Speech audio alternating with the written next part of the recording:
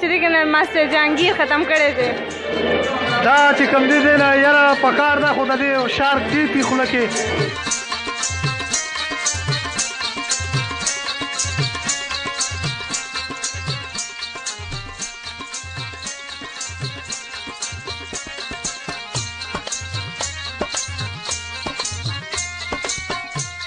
لپاره خو مونږ حاضر یو جی مننه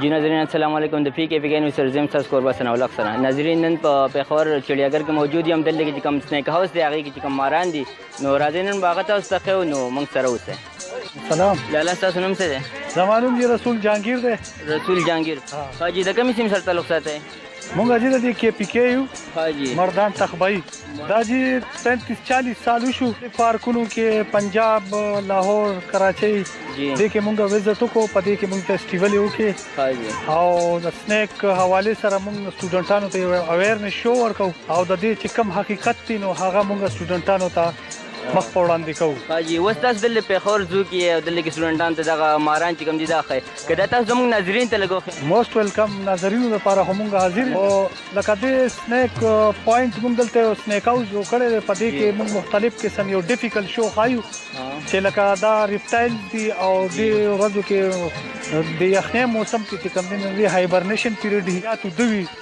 نو دا بیا موږ د دې ډسپلی کې ډیره مزه اخلي خلک او موږ سره د 45 kg نه والي تر د 20 kg پورې موږ سره ماران دي اور کوبرا ماران دي اور رسل وایپر دي اور اجدها ماران دي هر قسم ماران دي په دې موږ یو ډیفیکلټ شو دلته ماشومان ته دوی وړو ته فیملیز وغیرہ سټوډنټان موږ سره خواکي یونیورسيټي دا هغه ته نړۍ مزه اخلي نو موږ به تاسو ته یو غټ مارو انټروډیوس کوو خایو ته هغه نه بعد به کوبرا وغل جی راځي ناظرین موږ سره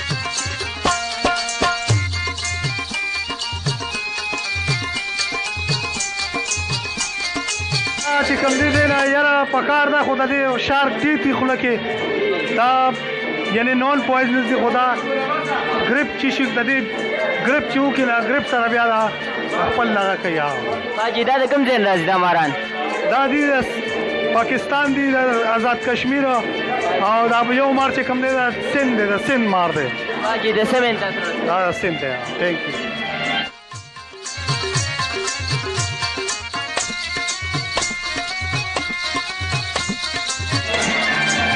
چاغي بلوچستان زهریلا بیشوگان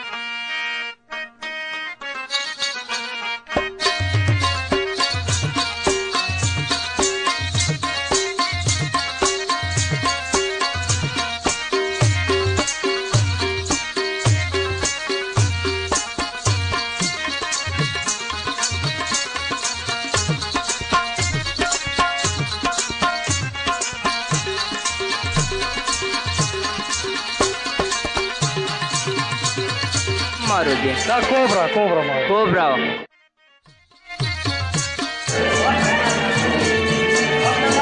ناظرین تاسو به لیدلي ډېر غټ غټ کسان، زه په خپله هم د ماران نه ډېر زیات یېرېږم، غټ غټ خلک ماران نه ډېر سخت یېرېږي. خو موږ سره دلته یو ماشومه داسې ده چې هغه یو مار یې غاړې ته اچولی، راځئ هغې سره خبرې کوي. السلام علیکم. وعلیکم السلام. جی ستاسو نوم څه دی؟ لینا رجا. ښه جي د کوم ځای سره تعلق ساتئ؟ زه پېښور نه. پېښوره. ښه دا مار تا دې غاړې ته اچولی، یېرېږې نه دی نه؟ نه چې زمونږ دا یاره چې دی که نه ماسټر جهانګیر ختم کړی دی. ښه ختمه شوې ده؟ او جی. ښه او حقیقت ته وچېږي نو بیا؟ نه بچېږي. نه بچېږي؟ دومره نه یېرېږي؟ It's not poisonous.